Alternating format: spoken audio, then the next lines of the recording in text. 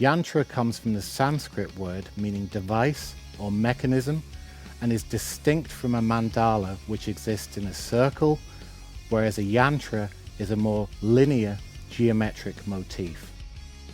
I consider my work like a sigil.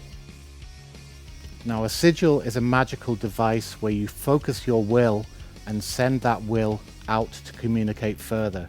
And in the same way, I believe my work does that. So I focus my attention very hard upon these very complex designs, and then they're sent out there and they continue their work way beyond the point where I finish manufacturing them.